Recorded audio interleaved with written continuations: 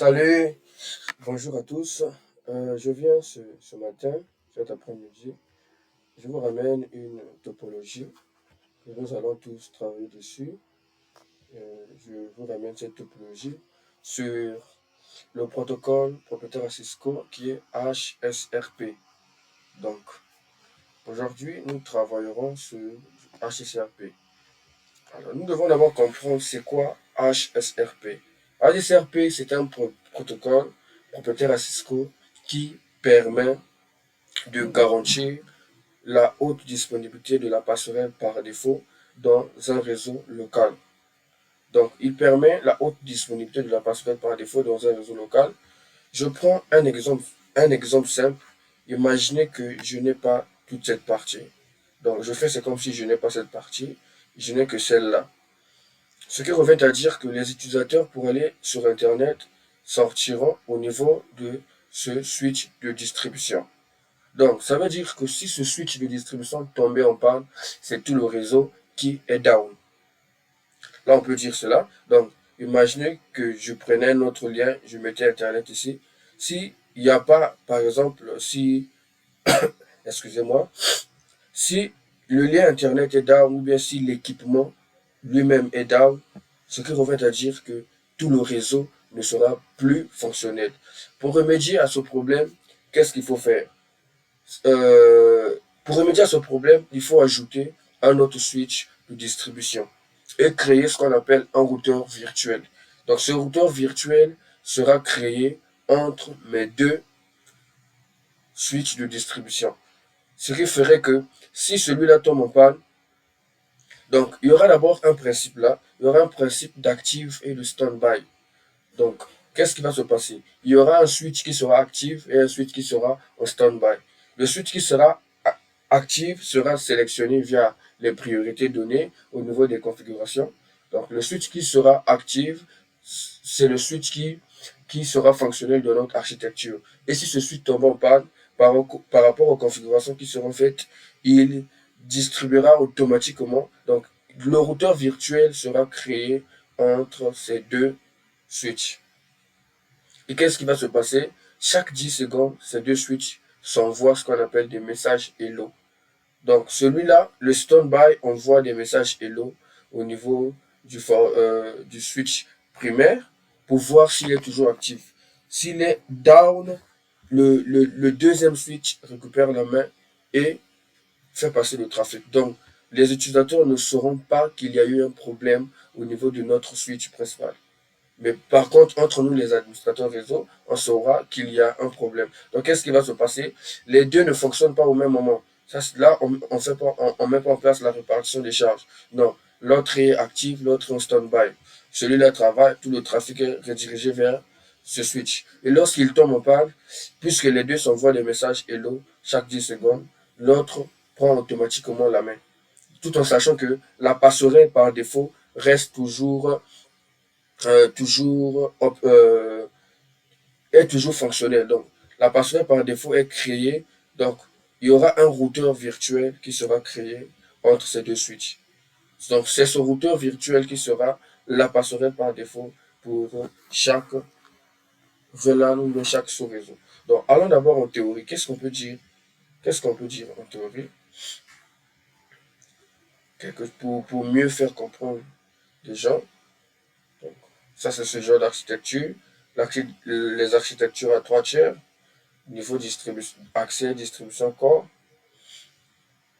Donc, la haute disponibilité est un terme souvent utilisé en informatique à propos d'architecture, de système ou d'un service pour désigner le fait que cette architecture ou ce service a un taux de disponibilité convenable. Donc, la disponibilité est aujourd'hui un enjeu important des infrastructures informatiques. Des suites de distribution peuvent travailler ensemble pour permettre à un switch stand-by de prendre rapidement la main. Donc, c'est tout ce que je venais de dire. Maintenant, après, il faut savoir qu'il y a plusieurs types de redondance. Il y a la redondance ou bien la haute disponibilité de couche 1 avec Ether Channel, de couche 2 avec le Rapid Spanning Tree ou bien le Spanning Tree simplement, qui converge. Donc, le Rapid Spanning Tree qui est la version améliorée du Spanning Tree qui converge en quelques secondes. Et nous avons les protocoles Donc, First Hop Redundancy Protocol. Donc, les protocoles de premier saut, on a quoi? HSRP, propriétaire à Cisco, VRP, standard, GLBP, propriétaire à Cisco.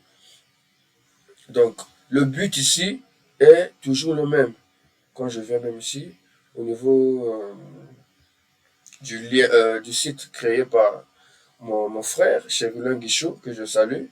Donc, lui, dans son résumé, qu'est-ce qu'il nous fait savoir? Il nous fait savoir que HCRP vient pour éviter ce genre de situation. Donc, en fait, c'est dans le sens où le principe est simple. Au lieu de dépendre d'un seul routeur ou d'un seul switch. Donc, ce principe n'est seulement pas sous des switches, même des routeurs, c'est la même chose. Ce principe est pour éviter dans le sens où on n'a qu'un seul switch dans notre réseau. Et si ce switch tombe en panne, qu'est-ce qui va se passer? Les utilisateurs internes n'auront pas accès au service ou bien ne pourront plus se connecter entre eux. D'abord, ça, c'est pas d'abord le problème. Ne pourront pas avoir accès sur Internet parce que, pourquoi? La passerelle par défaut, qui est pour nous une porte de sortie, ne sera plus disponible. Donc, pour pallier à ce problème, il faut créer ou bien mettre un autre switch de distribution et mettre en place ce qu'on appelle, configurer ce qu'on appelle du HSRP entre ces deux équipements. Donc, sans plus tarder, on va commencer le scénario. Qu'est-ce qu'on va faire avant? Je n'ai encore rien configuré dessus. Donc, avant d'aller très loin, je vais mettre les étapes que nous allons faire. Donc, je vais commencer par créer les VLAN. Je vais créer les VLAN. Je vais mettre toujours VTP.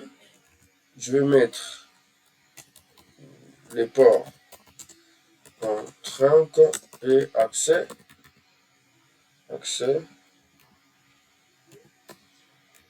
Ensuite, je ferai le DSCP, le routage inter-VLAN, tout en activant juste la commande hyperrouting. Attention.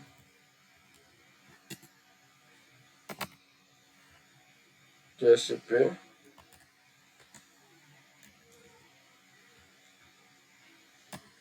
Routage.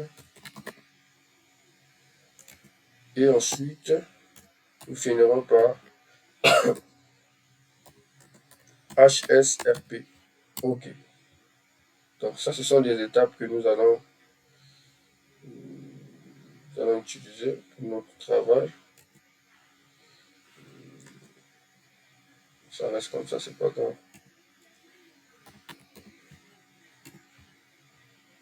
Voilà. Donc, je commence. Je commence d'abord avec donc VTP. Je vais utiliser VTP.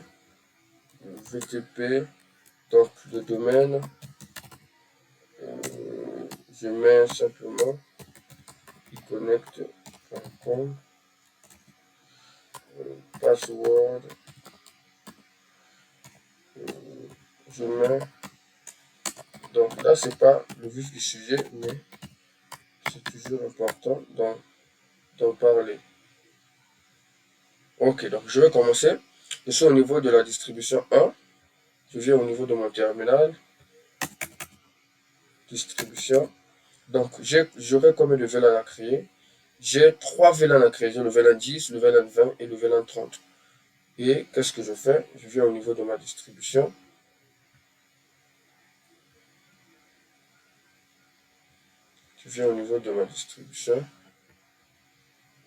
Voilà.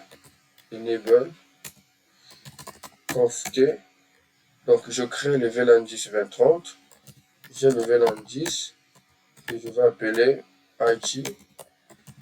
Le VLAN 20 que je vais appeler DRH. Le VLAN 30 que je vais appeler marketing. Voilà. Qu'est-ce que je fais? Je mets déjà le VTP. VTP mode serveur. VTP version 2. VTP pruning. OK. VTP password domaine, on a dit connect.com. iconote.com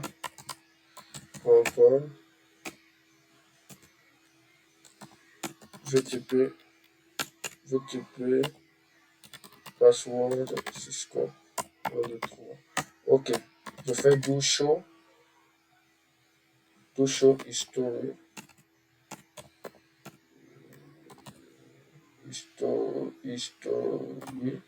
ok. Donc je viens juste copier. Ces deux switches doivent avoir les mêmes configurations. Ces deux switches doivent avoir les mêmes configurations pour que si l'autre tombe en panne, l'autre prend directement la main. Donc, ils doivent avoir les mêmes configurations. Je viens ici, je paste. Donc tout ce que je vais faire, c'est ce que j'ai fait, mode version, tout ça, mode OK. C'est la même chose. Donc, après, qu'est-ce que je fais? J'ai mis les ports en trunk, j'ai mis le VTP. Je mets les ports en non, j'ai créé les VLAN, j'ai mis le VTP. Là, qu'est-ce que je fais? Je mets les ports en mode accès. Avant de mettre les ports en mode accès, qu'est-ce que je vais faire? Je viens d'abord ici. Il y a des messages qui sortent trop, que je vais enlever. Logging synchronise. Au lieu de m'afficher chaque fois des messages. Voilà, donc qu'est-ce que je mets? Je mets des ports en trunk. Quels sont les ports que je vais mettre en trunk? Celui-là. Donc le port trunk fait passer le trafic de plusieurs VLAN. Et les ports trunk se font entre switch. Donc je mets, par exemple, switch, ces ports doivent être en trunk, switch routeur, ces ports doivent être en trunk, mais au niveau du switch. Donc c'est un protocole de niveau 2, de couche 2. Donc je fais allusion au modèle aussi, la couche de liaison, de données. Donc je mets le port 1 de 0 à 1 jusqu'à 3. Donc 1, 2, 3, 4. Je viens. Attention.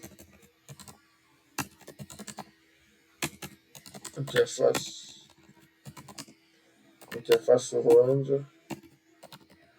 Gigabit 0, 0 jusqu'à, je crois, 3. Voilà. Suite au niveau 3, suite encapsulation. .1Q. Switch port mode trunk. Switch port trunk. Cloud VLAN 10, 20 et 30. OK. On sait par défaut, lorsque je configure, lorsque je mets le trunk sur un seul équipement, il y a quoi? Il y a la négociation qui se fait au niveau du deuxième équipement. Donc, quand je viendrai au niveau du switch 2, les ports seront déjà en trunk. Quand je fais show, interface, statut, voilà, les ports sont automatiquement en trunk. Mais moi, c'est pas ce que je veux. Quand je fais show, interface, trunk, il ne sera pas automatique. Là, il est quoi? Il est en auto. Je suis ici, OK. Il est en auto. Quand je fais ça, il sera en on. Show interface trunk. Là, ils sont on parce que je l'ai fait statiquement. Et je veux aussi que, puisque ces deux switches vont partager les mêmes ressources, ces deux switches doivent avoir les mêmes configurations. Ce qui revient à dire que je dois aussi faire la même chose. Donc, je n'ai pas le temps pour ça. Je viens seulement copier. Puisqu'ils ont les mêmes interfaces. Ce sont les mêmes. Voilà. Donc ça c'est MOBA externe, internement que je trouve mieux que l'outil. Et côté design d'abord. OK. Je viens ici. Qu'est-ce que je fais? Je colle.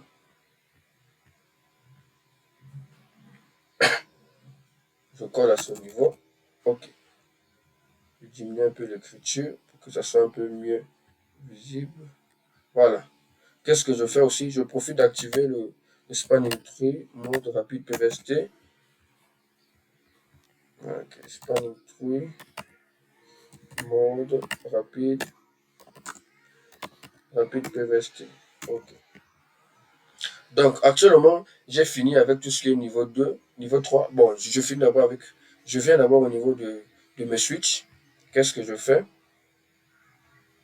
Je vais au niveau du switch d'accès par exemple.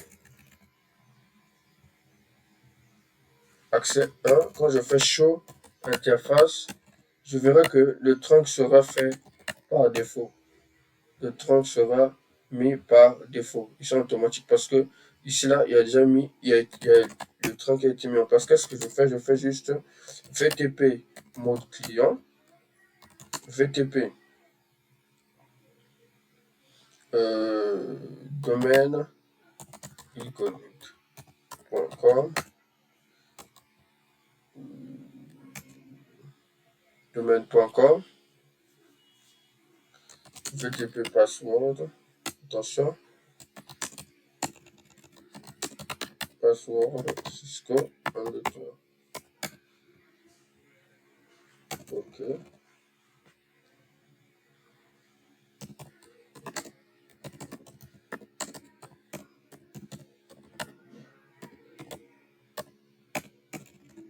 Donc quand je fais show VLAN bref, automatiquement je dois recevoir les VLAN. C'est pas encore arrivé. Donc quand je fais show interface trunk, les points sont bel et bien 30 giga 0 et giga 01 sont 30. Ok. Show VTP statut. J'ai toujours deux VLAN. VLAN tout ça. Ok. VTP mode client. VTP version. Est-ce que le client peut mettre la version? Non. Ok. VTP domaine iconnect.com, VTP password Cisco 1, 2, 3. C'est bel et bien ça. Show, VLAN bref. Les VLAN ne sont pas encore arrivés. On vérifie ici là. Est-ce que ici là c'est bon? Show, VLAN bref. Là j'ai des VLAN qui sont là. Des VLAN. Là aussi. Show, VLAN bref. J'ai des VLAN qui sont là. Accès 1. VLAN ne viennent pas. Je mets d'abord les ports là automatiques. On. Interface range. Giga 0. 1. Suite 30. Encapsulation. .1Q. Switch. Port mode. Attention. Mode 30. Ok. VTP. Mode. Client. VTP. Domaine. iconnect.com. Je crois que c'est ce que j'ai mis là. Ok. Show VTP password. C'est Cisco 1, 2, 3. Show VTP statut. Iconnect. Voilà. Iconnect.com. C'est ça? Ok. Maintenant, pourquoi ce switch ne reçoit pas de VLAN? Iconnect.com. Show VTP statut. Ça toujours pas. VTP. VTP. Bon, c'est pas grave, je vais mettre ça sur VLAN. Bref. C'est pas grave, je ne vais pas souffrir. VLAN 10. Bah, il peut pas créer, c'est normal. VTP. Qu'est-ce que je fais? Je désactive juste. VTP mode client. Ok.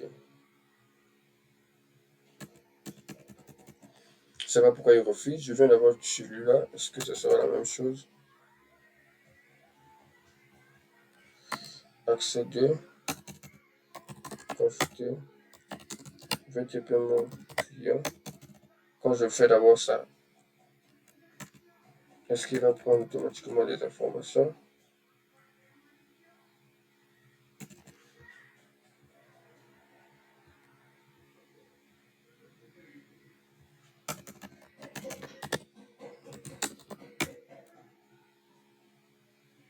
Voilà. Là, il a reçu le VLAN. 1, 2, 3, ok. Show. FTP statut. Là, il est où? Il est en quel mode? Je VTP. Il est en serveur. Moi, je veux qu'il soit en client. VTP mode client.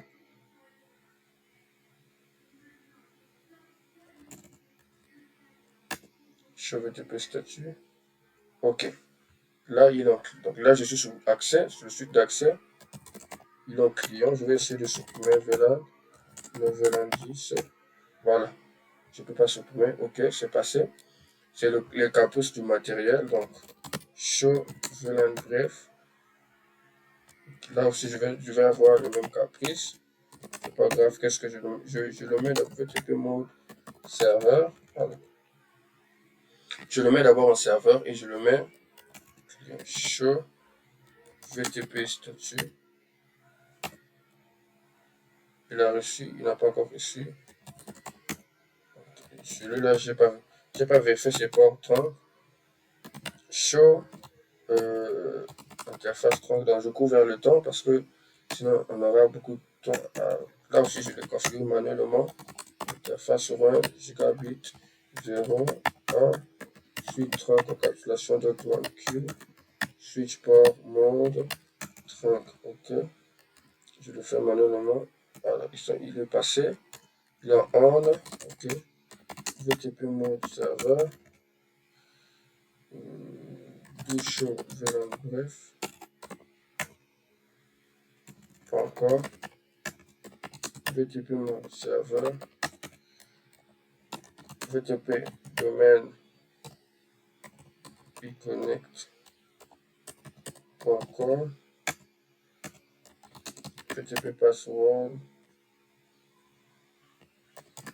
Cisco 1, 2, 3.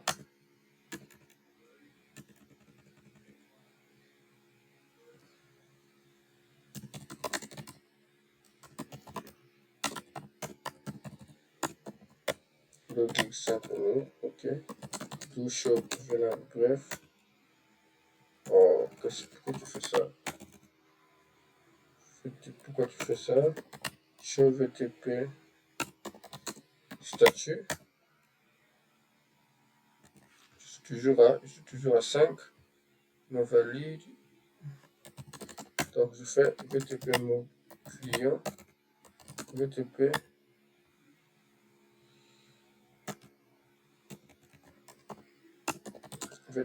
domaine econnect.com. VTP password Cisco 1, 2, 3.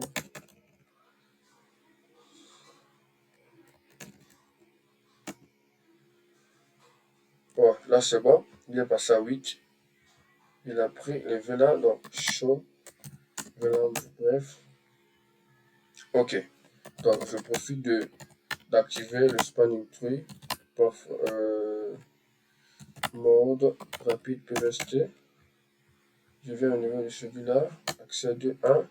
Spanning tree mode rapide PVST. Ok. Donc j'ai fini avec la première partie. Qu'est-ce que je fais? Je mets maintenant des ports en accès. Un port accès ou bien un port en mode accès permet de faire passer le trafic d'un seul VLAN. Comme celui-là est dans le VLAN 1, le VLAN 10, qu'est-ce que je fais? Interface Chica 02, switch accès. Donc le mode accès activé par défaut, VLAN 10.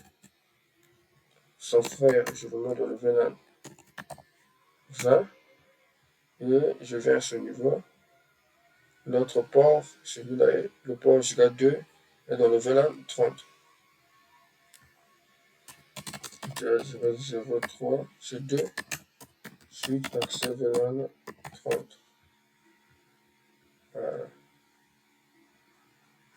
30, ok. Donc quand je fais show interface statut, donc les ports que je n'utilise pas, j'ai 3, 3, 0. Les ports non utilisés, je peux les désactiver. Je n'en ai pas besoin. Pour une sécurité aussi, c'est très bien. Port giga 0, 3. Je commence par 1, c'est mieux. Port giga 1, 0, 3, virgule 0,3. Ok. Attention. Virgule giga 0,3. Ok. Shutdown. Ce sont des ports que je n'utilise pas. Donc je préfère les désactiver. C'est aussi pour la sécurité. Voilà. Les ports non utilisés sont désactivés. Je fais aussi la même chose au niveau. Donc je fais do show history. Je prends cette ligne de commande. Je vérifie aussi à ce niveau. Est-ce que c'est la même chose? Celui-là, quels sont les ports chauds? Interface, statut. Donc là aussi, je crois que c'est la même chose à partir du port 1.0. Par contre, lui, son giga 0.3 est utilisé. Donc, qu'est-ce que je fais? Par contre, lui, son giga 0.3 est utilisé. Donc, je viens d'avoir ce niveau. Voilà. J'enlève tout ce qui est giga 0.3. OK. Voilà. Je reviens. Je copie, paste. OK. Donc, c'est très bien, c'est très recommandé de supprimer ou bien de faire un shutdown plutôt. Un shutdown sur les ports non utilisés. C'est aussi pour la sécurité. Connecter vers l'indice 20, 30, 30. OK. Voilà. Donc, j'ai fini avec la. Avant de finir, je dois activer aussi tout ce qui est port fast sur le port d'accès. Le port fast permet d'activer automatiquement le port. Donc, pour que le port, au lieu que ça passe d'abord en état, donc d'écoute listening d'apprentissage, le learning, ça va passer automatiquement en forwarding. Donc, qu'est-ce que je fais? Je rappelle la commande. Spanning. Non, ça, ce sont des ports que j'ai désactivés. Donc, je fais seulement ça. Spanning 3, port fast. Oui. Donc, il dit que ça ne prend pas en compte lorsque les ports sont en mode trunk. Donc, je peux bien faire pour lire. Donc, quand les ports sont en non-trunking, ça passe. Je viens aussi à ce niveau. Spanning, attention. Spanning 3, port fast. Spanning 3, port fast, default. Spanning 3, port fast, normal, default. OK. Donc, j'ai fini. Je reviens sur monsieur de distribution. Qu'est-ce que je vais faire? Je dois maintenant adresser ou bien mettre en place des adresses IP sur des VLAN.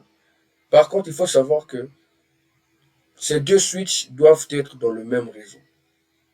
Donc, si ici, par exemple, l'adresse IP du VLAN 10, j'ai utilisé la 10.0.0/29. Ici, je mets le point 1, par exemple. Là, je mets le point 2. Et je dois choisir aussi, je dois garder une adresse IP qui sera pour la passerelle virtuelle lorsqu'on va configurer HSRP. Donc, qu'est-ce que je fais? Parce que lorsque celui-là aura son adresse IP, là aussi, il aura une autre adresse IP. Maintenant, quelle sera la passerelle par défaut pour nos VLAN ou bien nos sous-réseaux? La passerelle par défaut sera le routeur virtuel créé entre ces deux switches. Donc, je commence, je viens, distribution 1, j'agrandis un peu. Donc, interface VLAN 10, description, IP, VLAN 10, ok, IP adresse, je vais utiliser la 10.0.0.1, 255, 248, qui est le slash 29. OK. Donc, interface VLAN 20, description. Attention, j'ai mal tapé l'adresse là. Attention. Après, il m'a pas dit que j'ai commis une erreur sur IP interface. Bref, exclude. Ah, ok. Le VLAN 10, qu'est-ce qu'il a fait? Il a gardé la même adresse IP. Si je fais ça, ok. Le VLAN 10, c'est pas celle-là. Donc, interface VLAN, le VLAN 20, IP adresse 20.0.0, 1, 255, 255, 255, 248, no shutdown, interface VLAN 30, IP adresse 30.0.0, 1, 255, 255, 255, 248, no shutdown. Donc, j'ai utilisé déjà les premières adresses ici. Ça veut dire que sous le switch secondaire, je dois mettre en place interface VLAN 10, no shutdown, show IP interface, bref, exclude,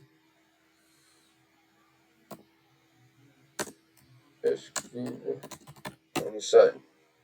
Voilà, donc tout est up, tout est up. Ok, donc 10, 10, 10, 20, 20, 0, 0, 1, 1, j'ai utilisé les premières adresses, ce qui revient à dire que sous le deuxième switch, je vais utiliser les secondes adresses IP. Ces deux doivent être dans le même réseau. Donc, attention, oh, qu'est-ce qu'il fait?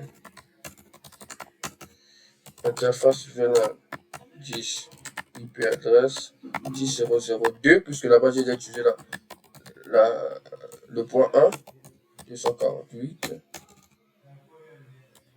no shutdown, interface VLAN 20, IP adresse 20.0.0.2, 265, 265, 265, 248, no shutdown, interface VLAN 30, IP ADD,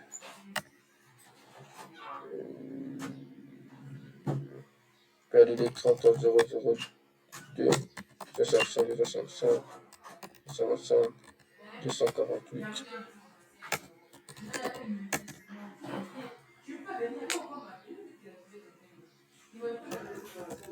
Show IP interface, bref. Voilà. Donc, est-ce que ce switch peut déjà joindre notre 10.10.0.1? Ça va passer, ça va passer.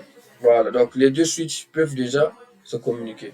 Est-ce que depuis là, 10.0.0.2, est-ce que je peux joindre l'autre? Très bien, sans problème. Les deux switches peuvent se communiquer. Là, déjà, tout le trafic est bon. Qu'est-ce qu'il nous reste à faire? Je suis là. Donc, j'active d'abord tout ce qui est routage. IP routing. Voilà.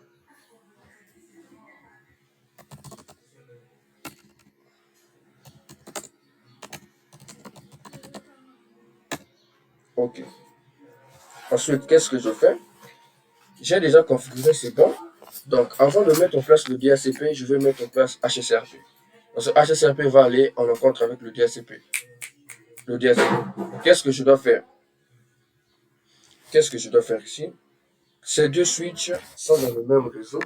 Ils se communiquent. Je dois maintenant créer ce qu'on appelle la passerelle virtuelle. Maintenant, avant de créer la passerelle virtuelle, qu'est-ce que je vais faire? Donc, tout en sachant que le protocole Spanning Tree, c'est un protocole qui permet de gérer ou bien de générer tout ce qui est boucle. Donc, lorsqu'il y a plusieurs liaisons comme ça, par exemple, lorsque je vais faire par exemple show spanning tree VLAN 10. Voilà. Qu'est-ce qui va se passer? Tous les ports ne peuvent pas être en forwarding. Qu'est-ce qu'il va faire? Il va bloquer d'autres routes pour éviter les boucles. Donc, je vois le port 1. Le port 1, c'est le port qui va vers un autre switch plutôt.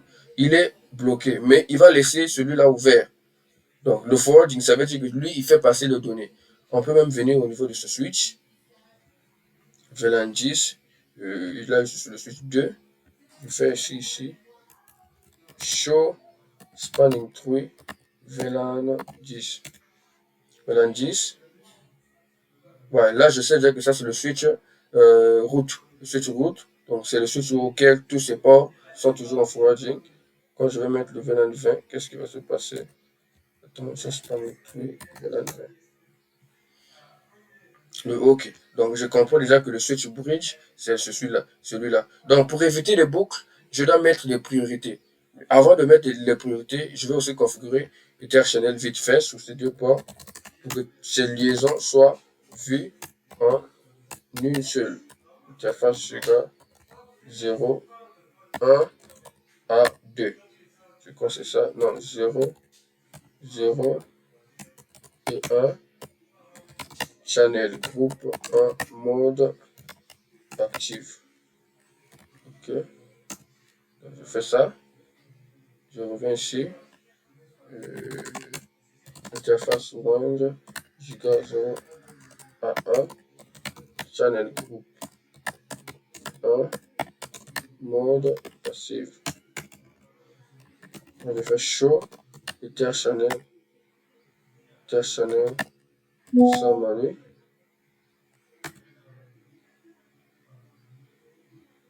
Les ports sont suspendus. Qu'est-ce qui ne va pas?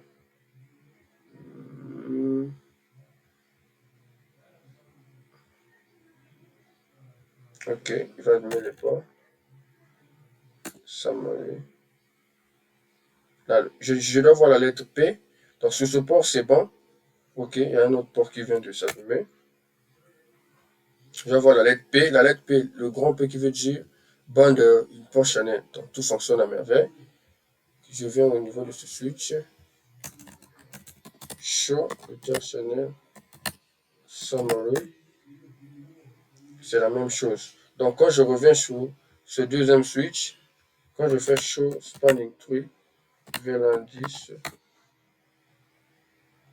voilà, tous ces ports sont maintenant en forwarding. Pourquoi? Parce qu'on a fait ce qu'on appelle de l'agrégation des liens. Donc, le spanning tree ne voit plus ces deux ports, mais il voit un seul port logique entre ces deux ports. Bon, là n'est pas le vif du sujet, c'était juste en passant. Après, qu'est-ce qu'on doit faire? On doit mettre en place des priorités. J'ai des liens, j'ai le VLAN 10, le VLAN 20 et le VLAN 30. J'ai plusieurs liens redondants. Donc, qu'est-ce que je dois faire? Je dois dire, pour ce switch, le premier switch, le VLAN 10 et 20 seront primaires, mais le VLAN 30 sera secondaire. Le VLAN 30 sera primaire au niveau de ce switch. Les deux VLAN seront secondaires au niveau de ce switch. Comme ça me permet aussi d'éviter ce qu'on appelle la collision. Donc, ils ne vont pas tous se retrouver au même moment. Celui-là sort par là, l'autre sort par là-bas. Donc, ça permet aussi de bien gérer mon réseau. Qu'est-ce que je fais? Spanning tree, VLAN 10, 20, route primaire pour ce switch. Spanning tree, VLAN 30, route secondaire. Il est route secondaire sur ce switch, mais si ce switch tombe en panne, là-bas, il sera toujours en primaire. Là, il est secondaire parce que on va le donner tous les droits sur ce deuxième switch. Spanning tree, VLAN 10 à 20, route, là, ils seront secondaires.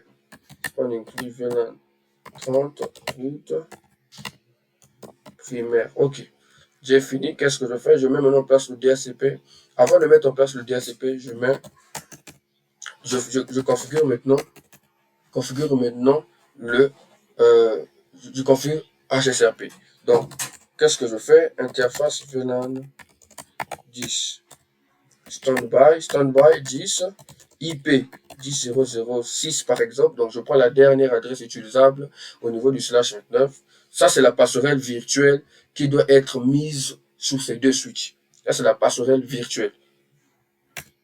La deuxième commande, standby 10, priorité.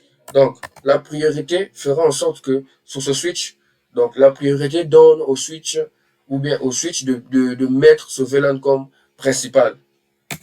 Je mets priorité 20, 200, standby 10 de preempt. Le preempt permet de faire en sorte que si le switch là tombe en panne, le switch primaire, là nous sommes sur dist 1, si ça tombe en panne, lorsque ça va relever, qu'il reprenne sa place, qu'il soit toujours fonctionnel. Ok, standby 10, qu'est-ce qu'on peut encore mettre? Qu'est-ce qu'on peut encore mettre? Bon, on n'a pas besoin du track. La priorité, c'est bon. Bon, le name peut-être. Bon, je n'ai pas besoin, c'est pas important seulement. Interface, VLAN 20, standby 20, IP 20006, la même chose. Standby 20, priorité. Sur ce switch, on a dit que le 10 et le 20 sont prioritaires. Donc, je mets aussi à 200. Donc, on a compris la priorité HSRP va à l'encontre ou bien va de même avec la priorité spanning tree. Il faut faire vraiment attention sur ce côté. Standby 20, PM. Ok. Je fais interface VLAN 30, standby 30 IP 30006, qui est la dernière adresse utilisable. Standby 30, je mets seulement le preempt. Je ne mets pas la priorité, il prendra la priorité par défaut qui est 100. Sur ce switch, il n'est pas prioritaire, donc je le laisse comme ça. Mais bon, je peux aussi donner, comme disait l'un de nos profs, M. Francis, que je salue, qu'il faut toujours donner la priorité, même si en sachant qu'ils sont toujours. Donc, je mets par exemple 99. OK. Je vais sur le switch secondaire. Sur le switch secondaire, qu'est-ce que je vais faire? Je vais faire l'inverse de ce que j'ai fait. Je vais faire l'inverse. Donc, je fais quoi? Attention. Interface venant 10. Standby 10 IP. La passerelle virtuelle doit être sous les deux switches. Standby 10. Priorité. Là, maintenant, je mets sa priorité à 90. Pourquoi? Parce que sur ce switch, il n'est pas prioritaire. Sur ce switch, il n'est pas prioritaire. C'est ce on a donné dans nos configurations. Standby 10, preempt. Je mets peut-être le preempt. Interface VLAN 20. Standby 20 IP 202006. Standby 20 preempt. C'est la même chose aussi. Je ne mets pas, la priorité sur ce switch. Par contre, le VLAN 30, il est prioritaire. Standby 30 IP 303306. Standby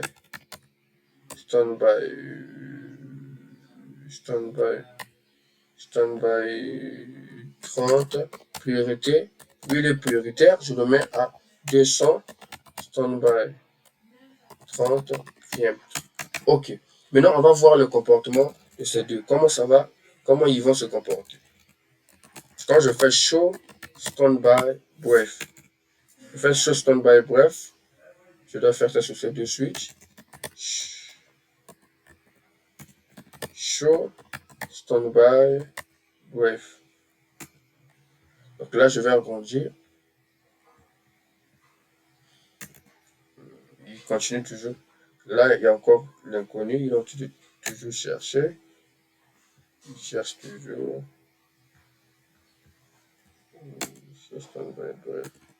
Donc, je comprends déjà que sur le switch distribution 2, le VLAN 10 et 20 ne sont pas prioritaires. Ils sont en stand-by. Ils sont en stand-by, ça y est là. Et le VLAN 30, il est actif. Il est actif, c'est ici là. Donc, les deux sont stand-by. Lui, il est actif et c'est en local.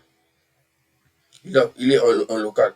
Quand je viens au niveau du deuxième switch, du premier switch plutôt, je vois ici, donc là, il est encore en état d'initiation. 90, là j'ai mis priorité 99, là j'ai mis priorité 200. Donc au niveau de ce switch, le VLAN 10 et 11 et 20 sont prioritaires, sont actifs. Ça y est là, donc c'est en local. Le standby, c'est celui-là qui est encore. Attends, je vais voir que show en section HCRP.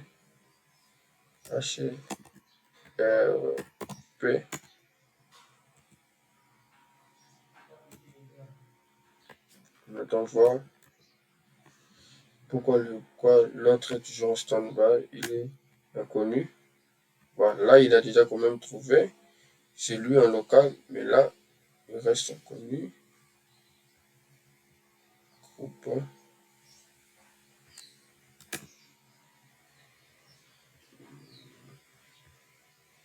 Non, c'est pas cette commande. Standby, ok. Standby. Standby.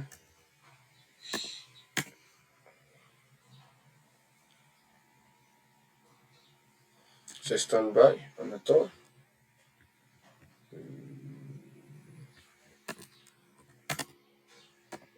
Donc, j'enregistre déjà les configurations sur l'équipement.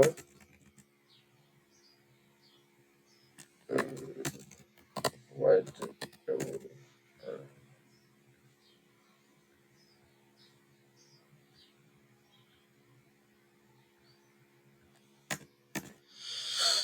Chevalier.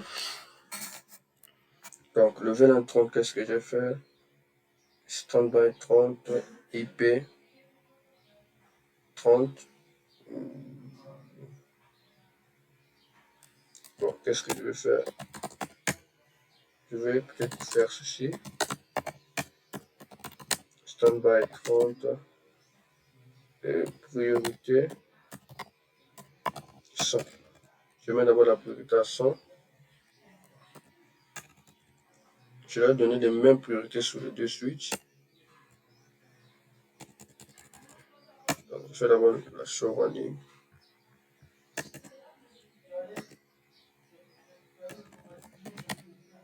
Show running config.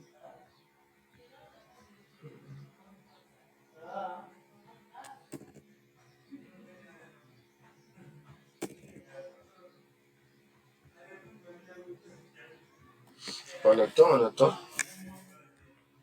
Donc, on comprend déjà très bien le phénomène ou bien ce que nous sommes en train de faire. Donc, je reviens sur Mobile Externe. On fait un peu vite là. Je stand-by.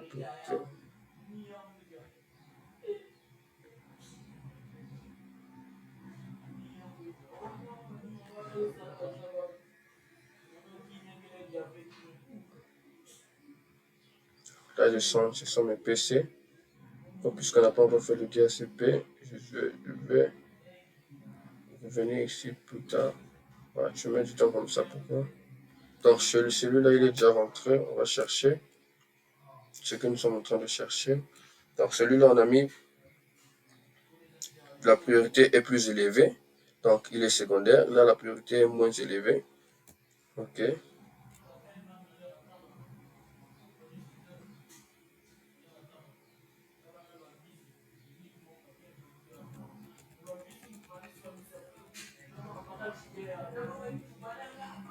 Donc, on va chercher une négociation de...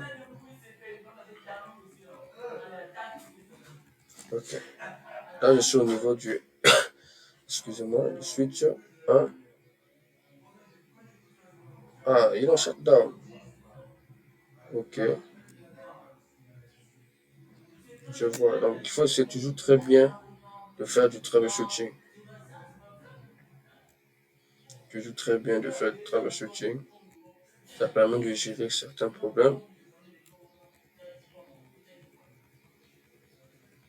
On va voir le comportement de ce switch.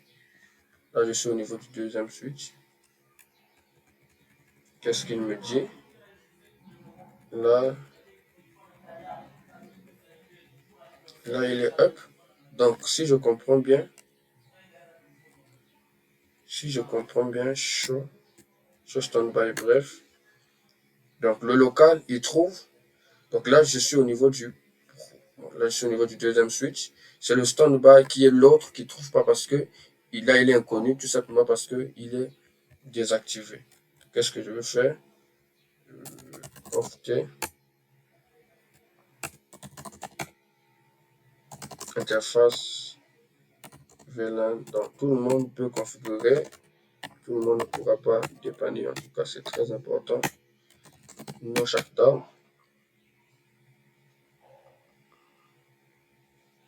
Voilà, le port il est monté et le span, l'HSRP va monter automatiquement. Donc, on fait show IP interface BF. Tous les ports sont up. OK. Je cherche mes VLAN. Voilà, mes 3 VLAN sont up. Donc, show IP interface bref. Tous mes VLAN sont up. Donc, show. Je rappelle sur mon standby bref. Voilà, là, il voit maintenant. Il a vu le second. Donc, on doit expliquer cette partie. Je viens au niveau du premier switch. Le premier switch, il est où? Il est là. Le switch de distribution 1. Je fais show standby bref. Voir la configuration show standby.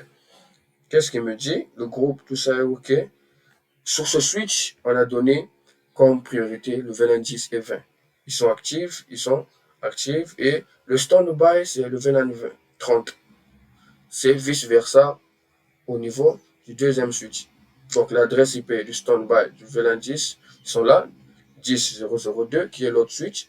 Et très bien. Qu'est-ce qu'on fait? On met maintenant en place notre DHCP pour les utilisateurs. Donc toutes les configurations, donc IP DHCP pool VLAN 10 network 10.0.0.0 slash 29 default water 10.0.0. C'est ça, c'est là la vraie partie. La passerelle par défaut sera le routeur virtuel. Le routeur virtuel qui est créé, c'est quoi? C'est la 10.0.0.6 pour le VLAN 10, la 20.0.0.6 pour le VLAN 20, la 30.0.0.6 pour le VLAN 30. La passerelle par défaut virtuelle qui a été créée. Le reste, on n'a pas encore besoin de ça. J'ai besoin de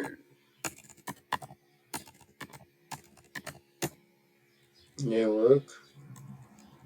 Donc, VLAN 20, 20.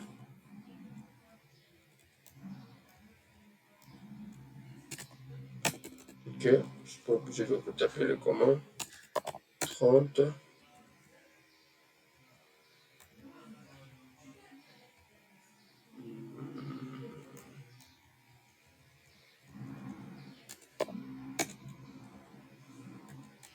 Rappel la commande. Ok, do show history. Je vais copier, je vais coller chez l'autre.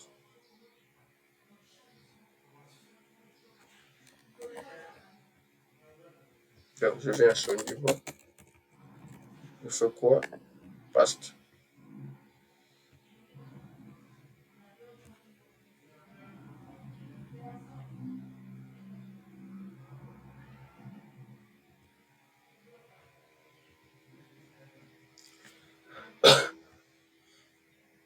Voilà, donc les deux switches ont les mêmes configurations DHCP. Venons maintenant au niveau des clients, on va tester. Est-ce que les clients peuvent déjà recevoir IP DHCP? On attend la demande, la requête. On attend.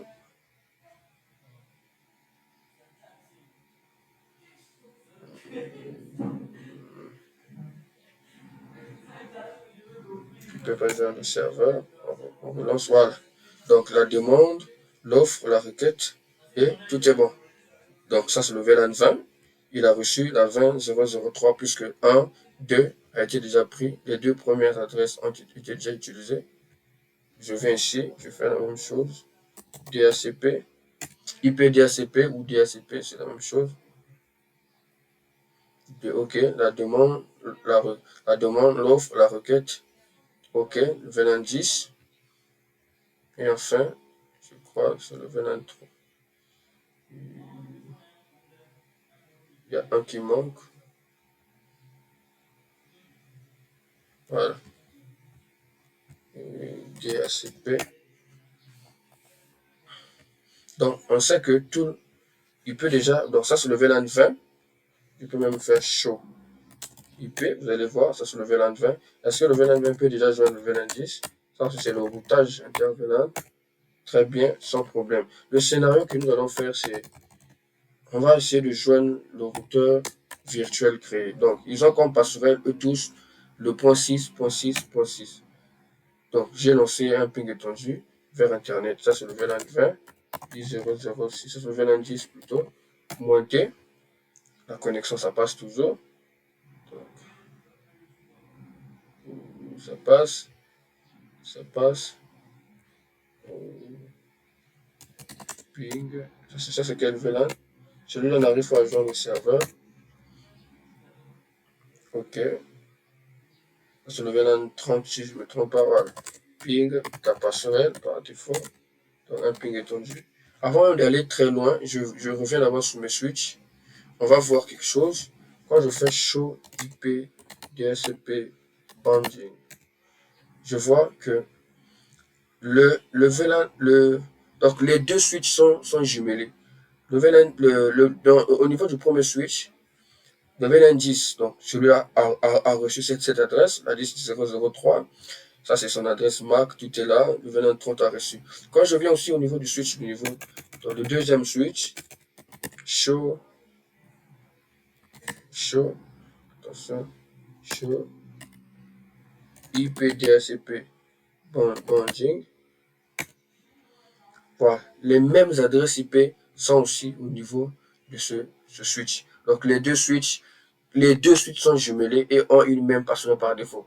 Donc quel est le scénario que nous allons faire? Voilà, le ping passe toujours. Nous allons couper par exemple le premier switch. Donc j'enregistre d'abord les configurations au niveau de ce switch. White memory. White memory. OK. Quel est le scénario? Il y a toujours accès qui passe toujours. Ça va, ça vient, mais on a accès sur nos équipements, sur nos passerelles par défaut. Chaque LAN peut joindre sa passerelle par défaut, chaque sous-réseau. Le scénario que nous allons faire, nous allons couper ce switch. On va couper le premier switch et on va voir quel est le comportement qui sera présent. On va voir. Sur ce switch, le VLAN 10 et 30 et 20 sont prioritaires. Par contre, là, ils sont secondaires. On va voir qu'est-ce qui va se passer lorsque celui-là tombera en panne.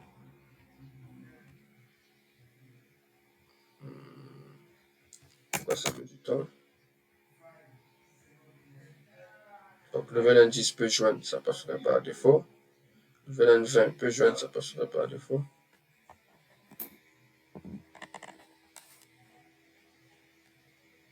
Tout le monde peut joindre, ça passerait par défaut. Bon, ça met du temps.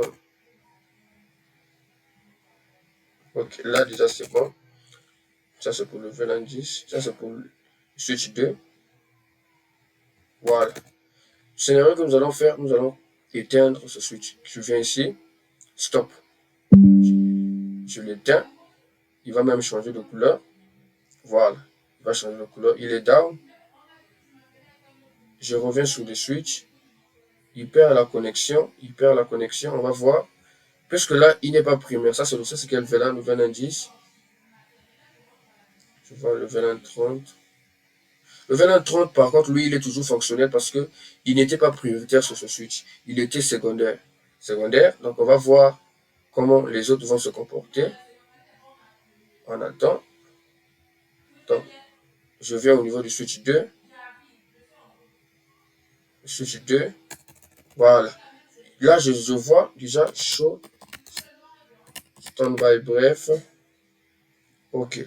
Le standby est maintenant inconnu parce que tous les VLAN sont maintenant prioritaires. Tous les VLAN sont actifs au niveau du second switch. Est-ce que le ping va toujours passer? Voilà. Là, le ping a remonté. Là, le ping passe maintenant à merveille parce que tout le trafic. Par contre, le VLAN 20, le VLAN 30 n'a pas perdu de connexion. Lui, ça passait toujours. Mais chez les autres, ça a perdu. Pourquoi? Parce que sur ce switch, ils étaient primaires. Au niveau du deuxième switch, ils étaient secondaires.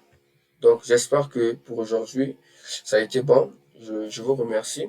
Prochainement, nous reviendrons avec une nouvelle vidéo. Donc, Nous reviendrons avec une nouvelle vidéo. Que, que